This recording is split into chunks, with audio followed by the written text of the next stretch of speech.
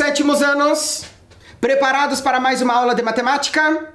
Professor Diogo pedindo licença para adentrar e compartilhar espaços, para nós discutirmos conceitos matemáticos importantes em nossa aula número 6. E o que nós vamos ver hoje? Acompanhe comigo. Entendendo gráficos com números racionais. Perceba que os números racionais fazem parte de inúmeros contextos do nosso dia a dia, do nosso cotidiano, das nossas relações, das nossas funções sociais, de comparar, quantificar, representar, comparar, registrar informações. Então nós temos aqui vários modos, gráficos de representar dados de diferentes ordens, de diferentes contextos, de diferentes situações. Esse é o nosso objetivo da proposta de hoje. Me acompanhe, veja. O objetivo, então, é estabelecer a compreensão de diferentes formas de organização e leitura de dados que envolvem números racionais em diferentes contextos e situações problema.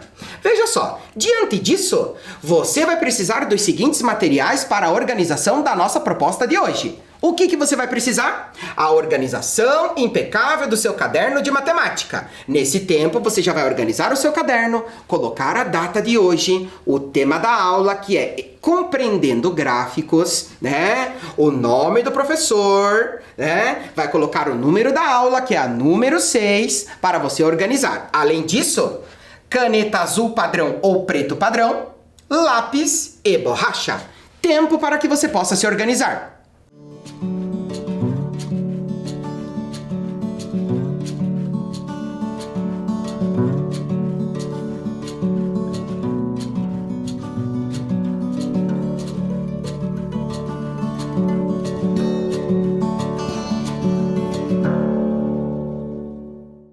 Atenção aqui comigo agora. Veja, os dados coletados de pesquisas, balanços, análises, controles de passagem do tempo, estudos de rendimentos, lembre-se, representados sempre por valores racionais que são positivos ou negativos, dependendo do contexto, dentre diversos outros, são representados por números racionais, Olha lá, estes podem ser explícitos em quadros e tabelas que nós já caracterizamos em aulas anteriores, e hoje nós vamos compreender e entender gráficos que explicitam esses dados em diversos meios de comunicação, tá? Me acompanhe agora. Veja, observe.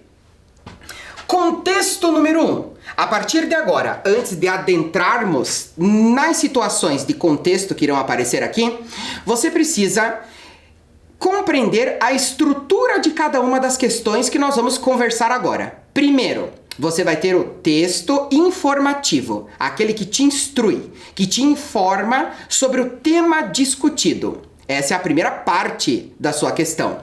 A segunda parte é o gráfico propriamente dito, onde nós vamos caracterizar os elementos de análise de cada um deles. E depois você tem as perguntas, ou seja, aquilo que objetiva se determinar analisando, percebendo e caracterizando os dados da temática que o gráfico apresenta para você.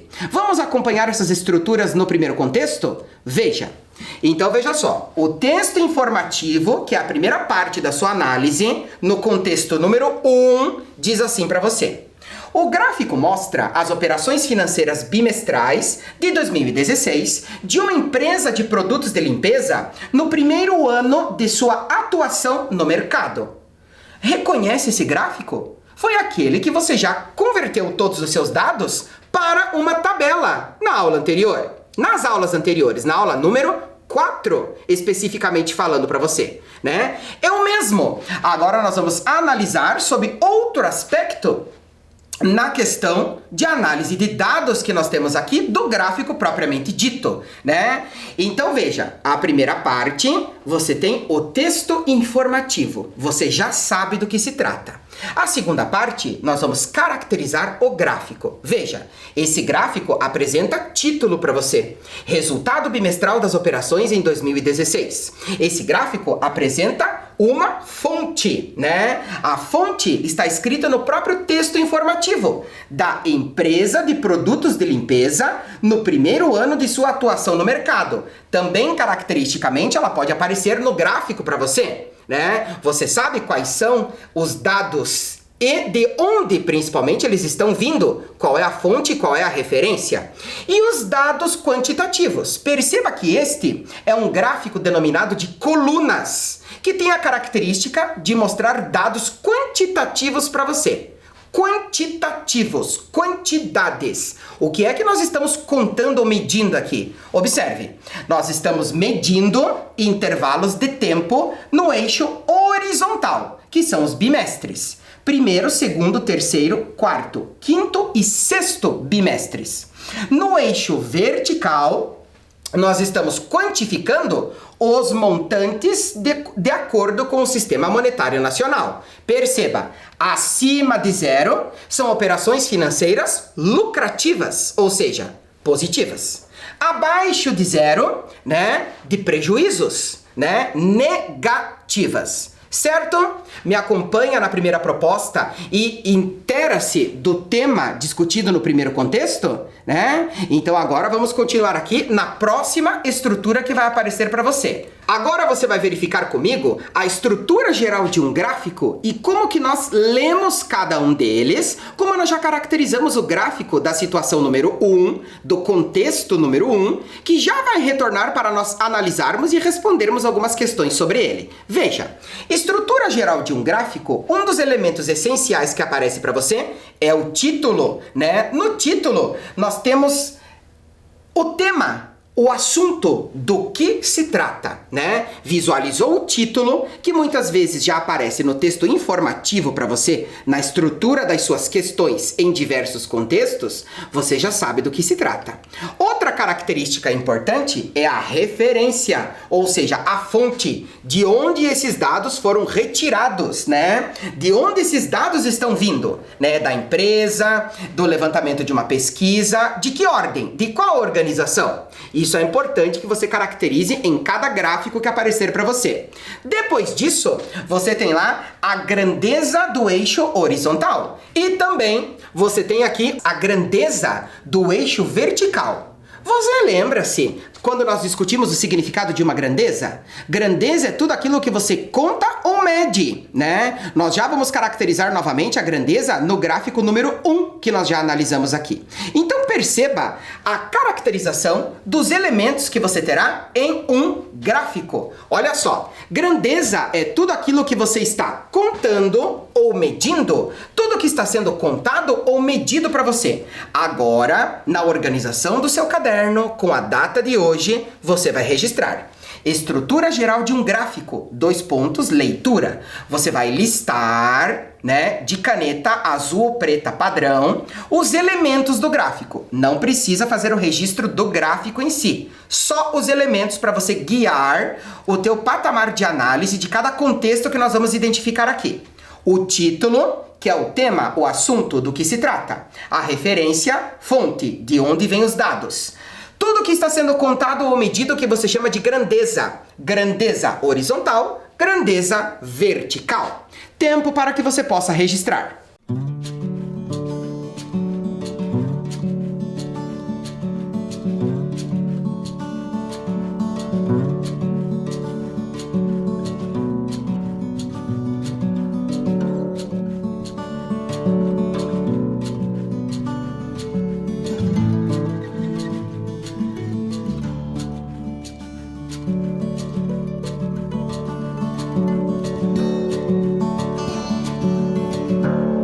Registrado? Retomando aquilo que nós vamos analisar em todos os gráficos que aparecerem aqui. Veja, título, que corresponde ao tema, o assunto, do que se trata. Referência, de onde esses dados estão vindo, a fonte. E as grandezas estabelecidas e registradas nesse gráfico. Em geral, elas podem ser na horizontal ou na vertical. Nem sempre, tá? Tudo que está sendo contado ou medido pode ser explícito dessa forma no teu gráfico. Olha só, voltando à primeira situação que nós já havíamos estruturado e reconhecendo os elementos. Olha só, resultado bimestral das operações em 2016. Temos aqui os lucros, valores positivos acima de zero, e os prejuízos, valores negativos abaixo de zero. Veja só, com base em sua análise, antes de lermos as questões, analise comigo novamente as 3 partes das questões de contexto que nós estamos verificando aqui. Primeiro, o texto informativo, que é aquele que conta para você do que se trata, te informa do assunto que está sendo abordado naquela questão. O gráfico propriamente dito, nesse caso um gráfico de colunas que te traz todos os dados coletados destas informações já relatadas no texto informativo. E a terceira parte são as questões. O que vai ser cobrado de nós nessas 2 primeiras perguntas? Quais foram os bimestres que a empresa obteve lucro? Você vai observar o seu gráfico e listar aqui para nós. Quais foram os bimestres que a empresa obteve prejuízo? Você vai observar o seu gráfico e listar para nós. Na organização do seu caderno, você vai colocar lá contexto 1 e fazer o registro das respostas que você está observando aqui na tela junto comigo. Tempo para que você possa responder as perguntas A e B.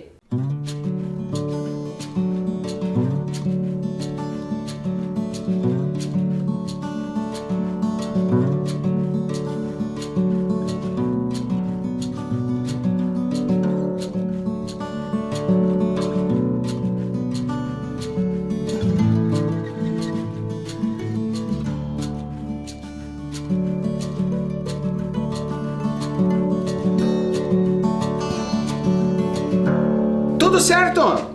Respostas das letras A e B registradas? Acompanhe comigo a percepção desses dados numéricos no teu gráfico. Observe.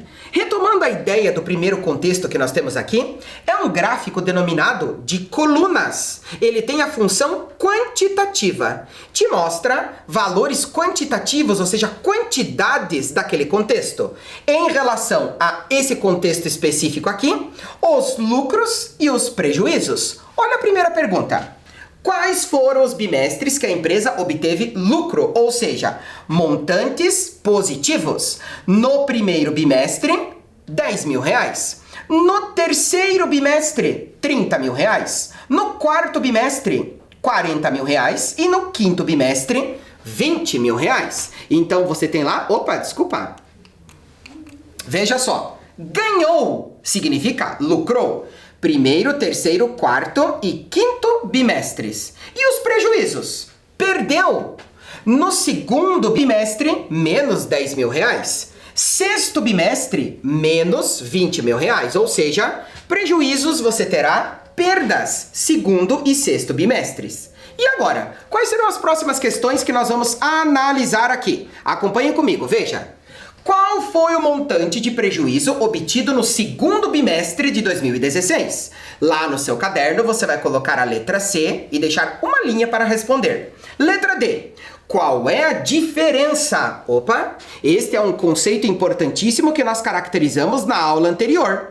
Quando nós tratamos de contextos de adição e subtração com os números racionais que estão sendo apresentados para você hoje em gráficos, né? Diferença é o resultado da operação da subtração. Lembre-se, o maior valor menos o menor, né? Então veja, qual é a diferença de lucros obtidos entre o primeiro e o quarto bimestres? Você vai ter que realizar a operação da subtração com os dados que você vai visualizar e coletar do gráfico.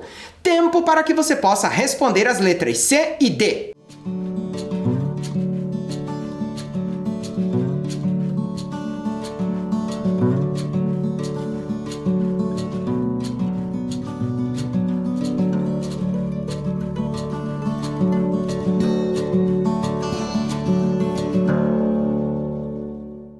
E aí, tudo certo?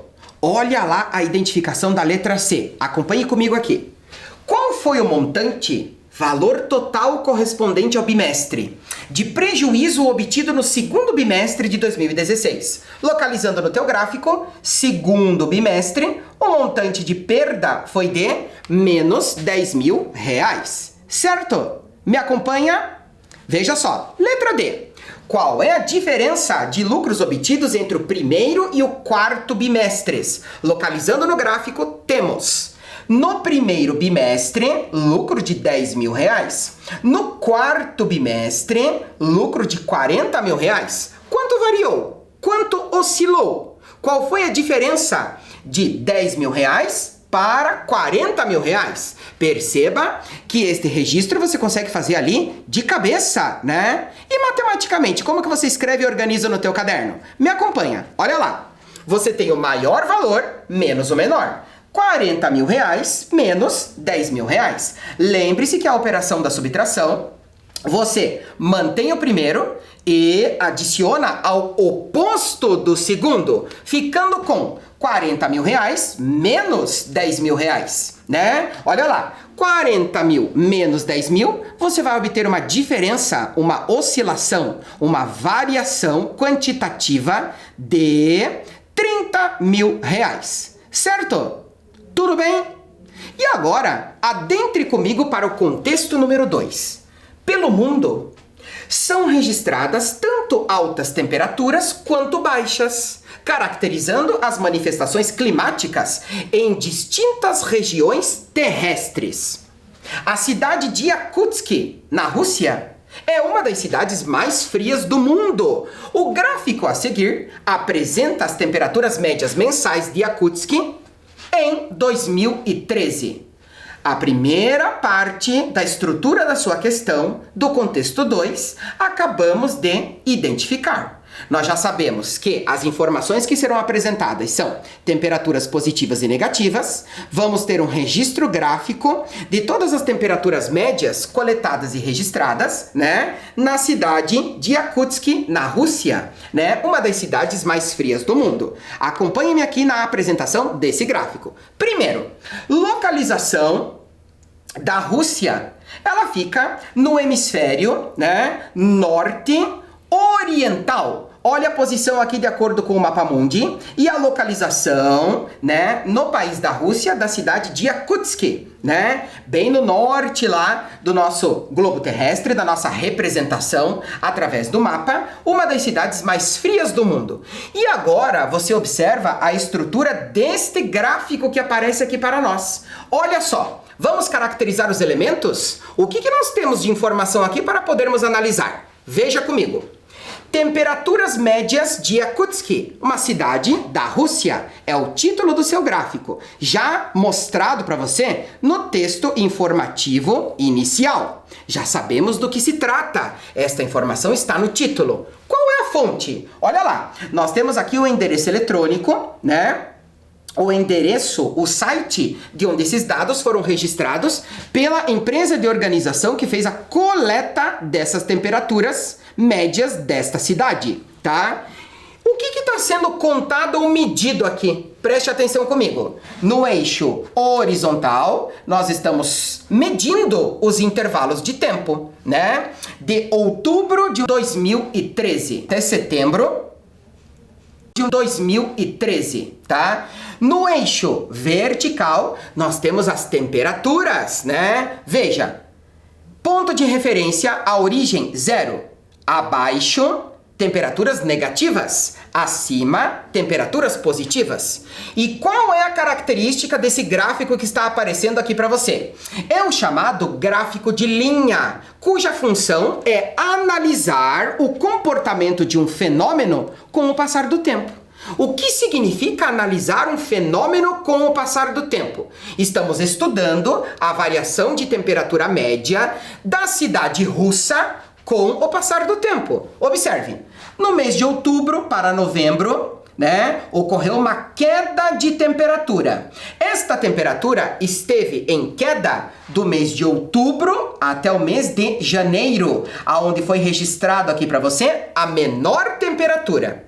A partir de janeiro, nós temos aqui aumento gradativo de temperatura até nós chegarmos, de acordo com esses registros, na temperatura máxima, registrada em julho, né, do ano seguinte, tá? E logo após o mês de julho, ocorreu queda de variação de temperatura novamente, tá? Quais são as características climáticas que nós podemos estabelecer aqui em relação ao país, né, a localidade que nós vivemos aqui? Veja, no final do ano, dezembro, janeiro, fevereiro, no hemisfério norte, nós temos o inverno, as menores temperaturas, enquanto no hemisfério sul, que é onde nós estamos no verão, com os maiores registros de temperatura que a gente pode vivenciar e medir aqui, né? Ao contrário, quando lá no hemisfério norte, localização da cidade que nós temos aqui as temperaturas registradas, em meados do ano, junho, julho, agosto, caracteriza-se o verão, né?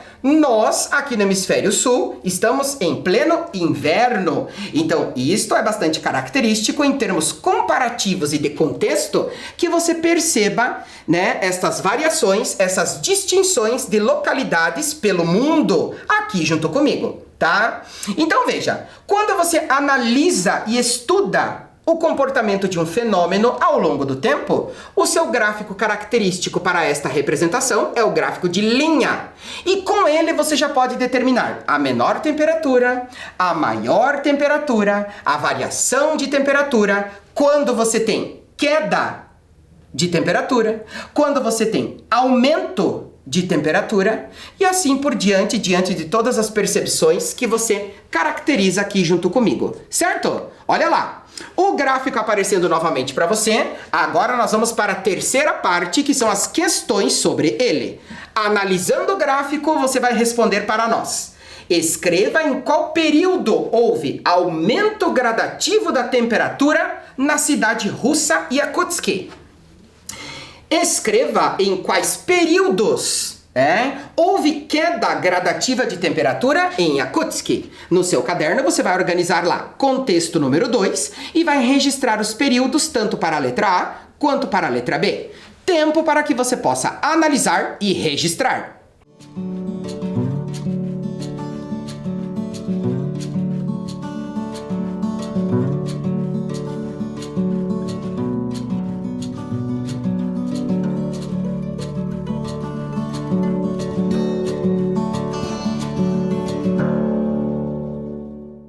E aí, tudo certo? Caracterize comigo aqui os períodos, os intervalos de tempo aonde nós tivemos queda de temperatura e aumento gradativo da temperatura na cidade russa. Acompanhe-me, ó. Escreva em qual período houve aumento gradativo de temperatura em Yakutsk. Olha lá. A temperatura começa a aumentar a partir do mês de janeiro do referido ano, né? De janeiro, fevereiro, março, abril, maio, junho, julho. Então, o período de aumento gradativo da temperatura corresponde de janeiro a julho de 2013, certo? Conforme o nosso texto informativo e os dados no gráfico. E os períodos de queda? Perceba que no seu gráfico são 2. Vamos caracterizar eles aqui. O primeiro, de outubro, onde os dados começam a ser levantados e registrados, nós temos queda de temperatura para novembro, dezembro e também janeiro. Este é o seu primeiro período de queda. O segundo é a partir de julho para agosto e setembro. Então, no seu caderno, você organiza da seguinte forma. Olha lá. Primeiro período, de outubro a janeiro de 2013. Segundo período, de julho a setembro de 2013. Certo? Acompanha-me na variação das temperaturas em termos de aumento gradativo ou queda gradativa no gráfico dito de linha. Tudo bem? E as próximas? Como é que nós vamos caracterizar aqui? Veja, o mesmo gráfico para você passar a responder agora para nós. Olha só, o que ele está sendo solicitado? Qual foi a média de temperatura registrada em março de 2013? Uma linha para que você possa responder. Qual foi a variação de temperatura média entre os meses de novembro e dezembro? Agora nós temos aqui uma variação, oscilação, diferença. Você já sabe qual é a operação que você precisa desenvolver aqui para obter esta diferença, esta variação. Isto tudo na cidade de Yakutsk em dezembro de 2013. Tá? Dedique-se à resolução das duas questões no próximo tempo para que você possa desenvolver elas lá. Tempo para você!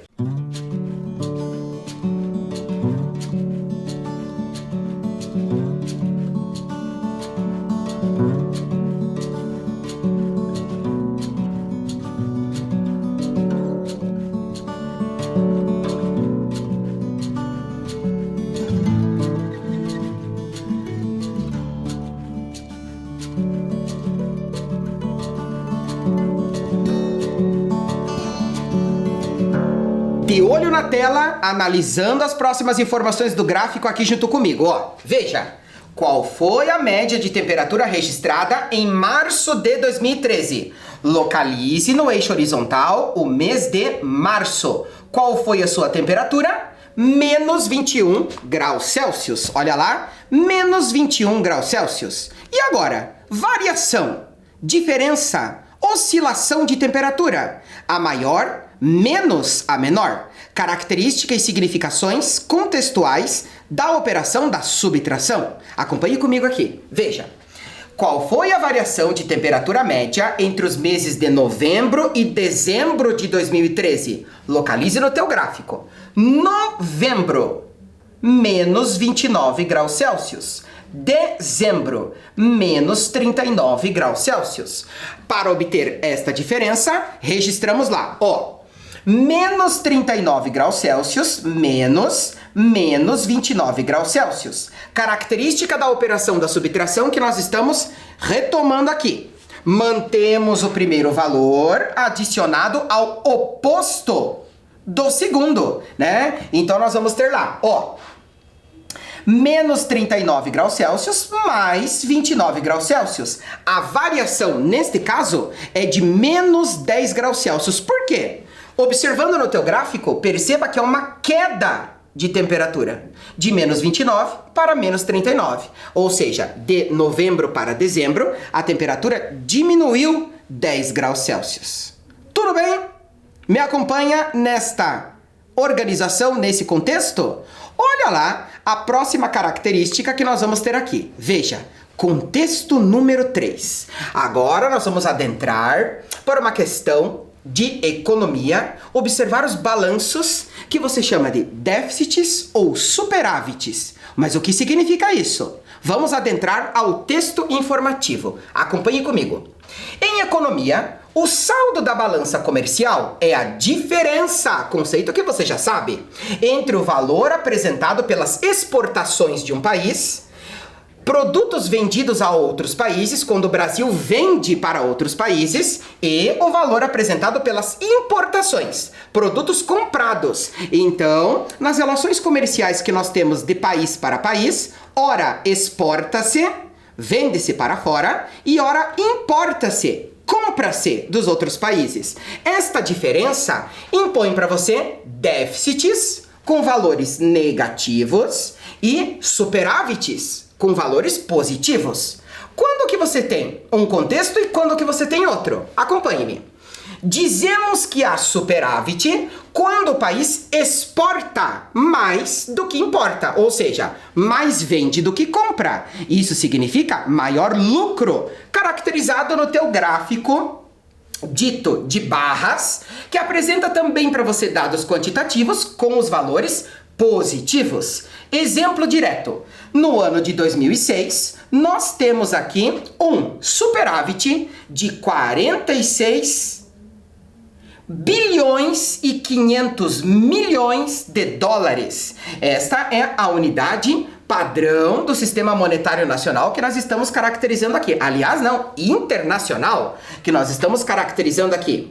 Os dados quantitativos estão em bilhões de dólares. Por isso, lendo de novo, 46 bilhões e 500 milhões de dólares. Esse foi o superávit brasileiro. Mais exportou do que importou, mais vendeu do que comprou. Diferente, por exemplo, do ano de 2014, onde mais teve que comprar do que vender.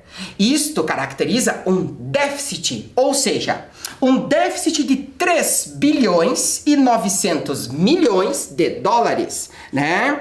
Porque mais comprou do que vendeu, lucrou menos, né? Lucrou menos, de acordo com os informativos caracterizados aqui no teu gráfico. Então, déficits caracterizados por números negativos, superávites positivos. Analisando os elementos do teu gráfico novamente, observe. Título: Evolução da balança comercial brasileira. Apresentados os seus déficits e superávites, né? No eixo vertical, estamos medindo os intervalos de tempo ano a ano, de 2000 a 2014. No eixo horizontal, os valores em bilhões de dólares, quando você se refere a déficits e a superávites, caracterizando os números racionais, tanto positivos quanto negativos. Tudo bem? Olha lá aquilo que você vai precisar caracterizar para nós. Veja. Analisando o gráfico, responda. Aliás, esquecemos na parte anterior de caracterizar um elemento importantíssimo. De onde esses dados estão vindo? Qual é a referência? Qual é a fonte? Olha lá.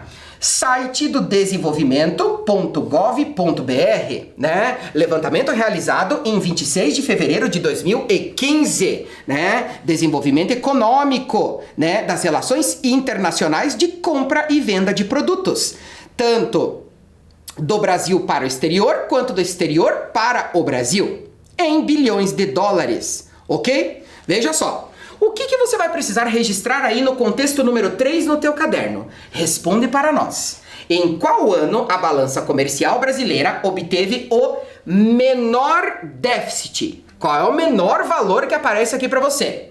Em qual ano a balança comercial brasileira obteve o maior superávit? Tempo para que você possa analisar e registrar.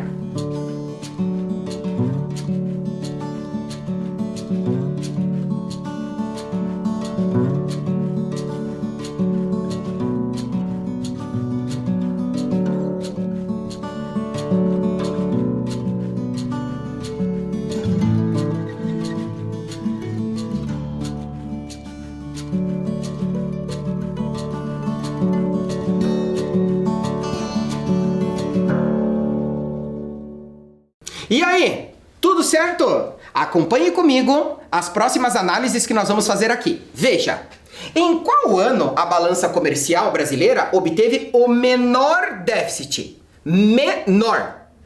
De acordo com a origem, né, ponto de referência 0, qual é o menor valor que aparece aqui? O menor valor entre os dois dados negativos que aparecem aqui para você corresponde a menos 3 bilhões e 900 milhões de dólares, correspondente ao ano de 2014. Comparativos que nós estamos retomando aqui das aulas anteriores e frisando para você, caso você não tenha assistido ou acompanhado junto conosco. Então você pode acompanhar agora, né, a retomada desses mesmos significados, fazendo parte da nossa discussão matemática aqui nessa divisão de espaços. Então, colabore conosco, participe, né? Verifique direitinho lá a organização do teu caderno, porque todos os conceitos nós estamos retomando, dialogando e reforçando para você acompanhar aqui o trabalho matemático desenvolvido por todos nós aqui pela sua tela, ok? Veja só.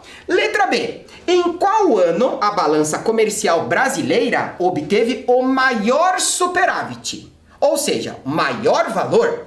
Então você me acompanha que o maior valor corresponde a 46 bilhões e 500 milhões de dólares. E isso aconteceu no ano de 2006. Valor que você registra lá no seu caderno. Superávit positivo. Ano de 2006, desculpe. Assim como déficit negativo, 2014. Certo? E agora? O que é que você vai precisar caracterizar, para nós? Veja, Qual foi a diferença de superávit? Estamos tratando de dois valores que são positivos aqui, né? E já apareceu para você ali durante 2 segundos a caracterização da diferença, que eu não vou te contar neste tempo qual é a operação que caracteriza. Você já deve saber e vai responder aí para nós, né? Entre os anos de 2004 e 2009, localize os dados numéricos no teu gráfico e estabeleça a diferença para nós. Tempo para você.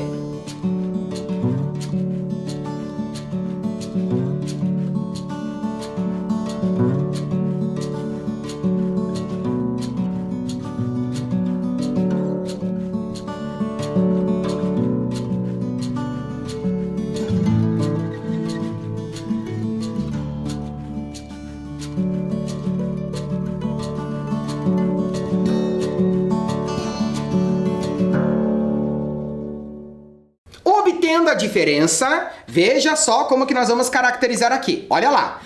O maior valor menos o menor, você vai ter lá 33 bilhões e 700 milhões menos 25 bilhões e 300 milhões, né? Perceba a característica da operação da subtração, oscilação, variação, diferença. Mantemos o primeiro valor e adicionamos ao oposto do segundo, né? Oposto do segundo.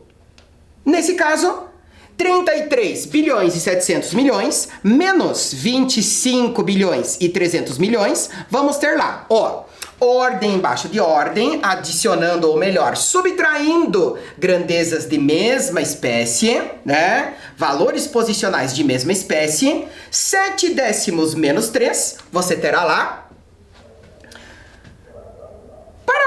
7 décimos menos 3, já realizamos aqui o recurso da subtração? Beleza, não tem problema. Já nos adianta e já caracterizamos aqui a subtração. Então veja só, perceba que das unidades, você tem aqui 3 unidades para descontar 5. Não é possível, aplicamos o recurso da subtração e realizamos a troca, né? Uma dezena corresponde a 10 unidades, já fizemos a aplicação do recurso da subtração aqui. Obtendo diretamente a diferença, agora sim, 7 menos 3 décimos, você vai ter 4 décimos. Perceba naturalmente a manutenção da posição da vírgula. Ordem a ordem, tá?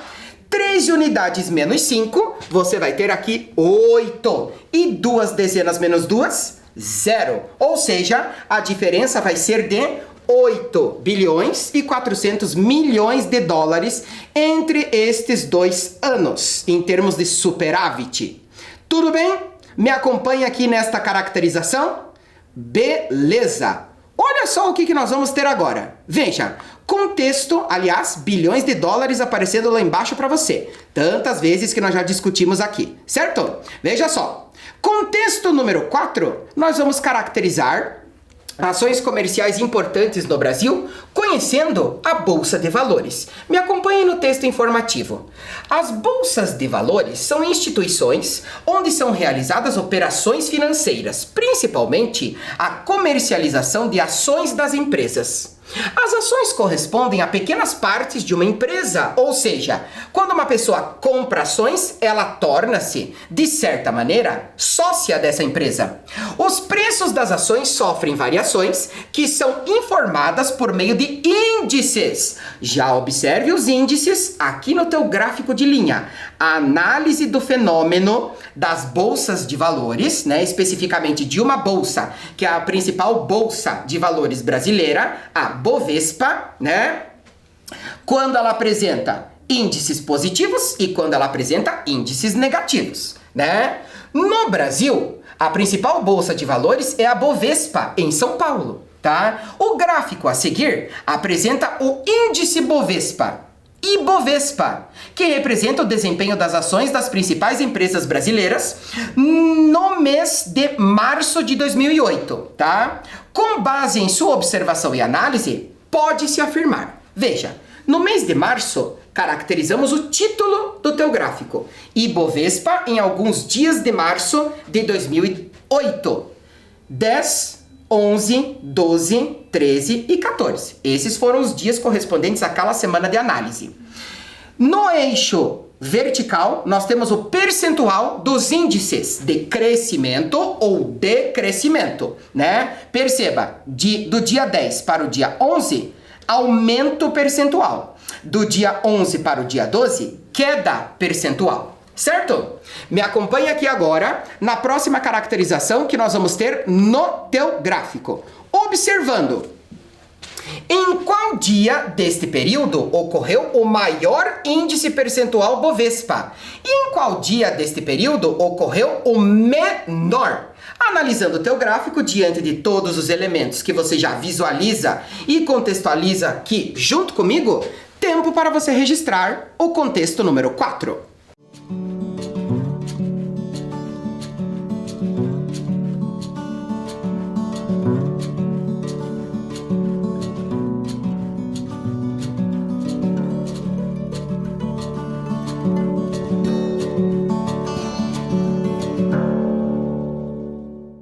E aí, tudo certo? Acompanhe comigo nos registros que nós temos aqui. Veja, em qual dia deste período ocorreu o maior índice percentual Bovespa? Maior índice percentual ocorreu para você lá no dia 11, 3 inteiros e 95 centésimos percentuais. E o menor ocorreu em que dia? Dia 10, 3 inteiros e 2 centésimos percentuais negativos, né? Porque é o menor, ou seja, a Bolsa de Valores Ibovespa estava desvalorizada no instante desse registro apresentado no teu gráfico para você. E agora, o que vai ser solicitado nas duas próximas questões? Veja, qual foi o dia cujo índice Bovespa foi o mais próximo de zero?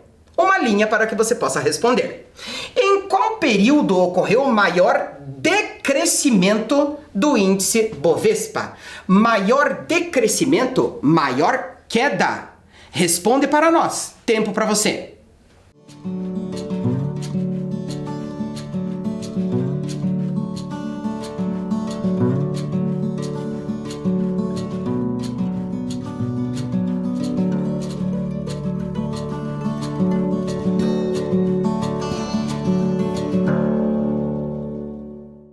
E aí, tudo certo? Já estamos chegando ao final da proposta de hoje em todos esses contextos. Analise comigo aqui no gráfico, ó. Qual foi o dia cujo índice Bovespa foi o mais próximo de zero? Perceba, mais próximo de zero. Foi no dia 13, cujo índice foi 17 centésimos percentuais. E agora, em qual período ocorreu o maior decrescimento, a maior queda? Observe no teu gráfico. Índice percentual de 3 inteiros e 95 centésimos percentuais até menos 31 centésimos percentuais. Do dia 11 para o dia 12, nós temos a maior queda, certo? E agora, para finalizar, você vai obter mais uma diferença. Diferença de que valores em qual contexto? Olha aqui. Qual é a diferença percentual dos índices Ibovespa registrados nos dias 10 e 11 de março? Se nós falávamos do maior decrescimento na tela anterior, agora nós falamos da variação, da diferença correspondente ao maior crescimento, maior aumento da Bolsa de Valores. Tempo para você.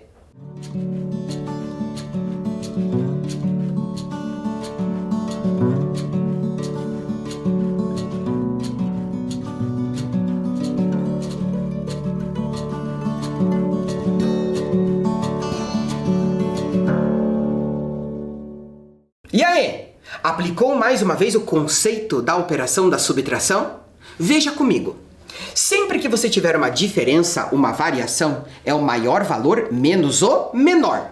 Estamos tratando dos índices percentuais dos dias 10 e 11. Olha lá, no dia 11 você vai ter 3 inteiros e 95 centésimos percentuais. E no dia 10, menos 3 inteiros e 2 centésimos percentuais. Perceba mais uma vez que a operação da subtração de dois números racionais é manter o primeiro e adicionar ao oposto do segundo, né? Olha lá, fazendo esta adição, observe. centésimos com centésimos, décimos com décimos, unidades inteiras com unidades inteiras. Nesse caso, você vai ter lá a variação de 6 inteiros e 97 centésimos percentuais. Certo? Me acompanha?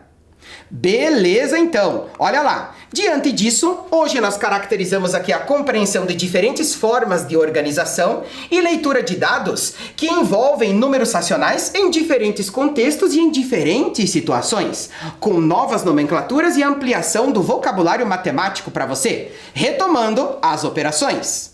Muito obrigado pela atenção de todos. Até a próxima. Cuidem-se, preservem-se, previnam-se. Até lá!